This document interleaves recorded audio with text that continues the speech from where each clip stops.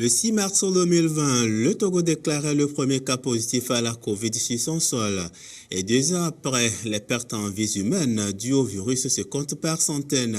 Et c'est justement pour arrêter cette hécatombe qu'a été mise sur pied la coalition des journalistes francophones contre la Covid. Et dans le cadre de ses activités, elle était le 5 mars dernier avec d'autres organisations sœurs, notamment le Club Union Africaine, Togo et l'organisation One campé devant les journalistes, non seulement pour se présenter, mais aussi rappeler le combat que doit s'approprier la presse togolaise dans cette lutte. L'idée d'aller créer une coalition, pas une association, il faut le préciser, on entend action, on entend lobbying, mais on entend aussi plaidoyer. Tout ce qu'il y a comme avantage, vous avez vu que le vaccin, pour y accéder, il a fallu une initiative COVAX. Mais on n'a pas senti les journalistes, et particulièrement les journalistes francophones. Donc notre devoir aujourd'hui, c'est d'aller titiller les décideurs qui sont beaucoup plus cloisonnés dans l'espace anglophone et ouvrir le débat de manière à ce qu'au niveau francophone, on puisse avoir accès.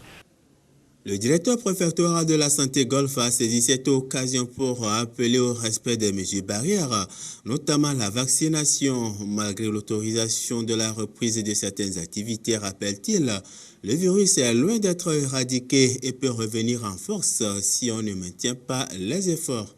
Oui, c'est vrai que la courbe de la contamination a beaucoup fléchi actuellement. Il y a des jours où on n'a qu'un cas, des jours 2, 3 cas.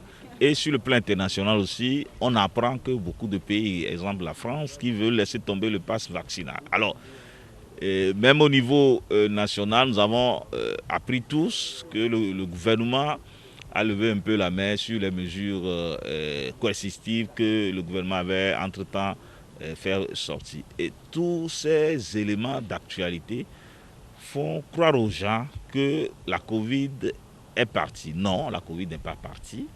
Même si la Covid nous dérange moins, elle est là, elle est bien présente. Les pays dans lesquels on est en train de bannir le pass vaccinal, c'est tout à fait normal parce que toute la population est presque vaccinée. Ce qui n'est pas le cas au Togo ici. Au Togo, nous avons vacciné moins de 30% de la population. On a la grande majorité, plus de 70%, qui ne sont pas encore vaccinés. On saisit l'occasion pour exhorter la population à respecter rigoureusement tout ce qui est dit dans le dernier communiqué du gouvernement, tout en mettant un accent particulier sur la vaccination, le respect des gestes barrières. L'occasion de décerner des prix aux médias qui ont participé au concours sur la thématique de la lutte contre la Covid organisé par la coalition.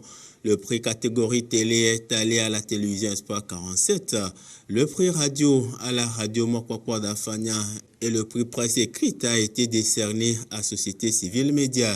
On a senti la nécessité au cours de la première semaine du mois de janvier, qui a été déclarée une semaine de campagne contre la Covid, de mener certaines activités sur le terrain. Et l'idée était venue pour nous, en accompagnant cette initiative en tant que relais sur le terrain, de faire une caravane et de rencontrer les journalistes et de susciter des productions pour rappeler aux gens que le fait qu'il y a eu allègement, il y a eu levée des mesures restrictives ne signifie pas que Covid est fini. Il faut rappeler qu'une vingtaine de médias ont participé à ce concours organisé par la coalition des journalistes francophones contre la Covid-19, qui reste par ailleurs une organisation ouverte à tous les journalistes soucieux de combattre le virus.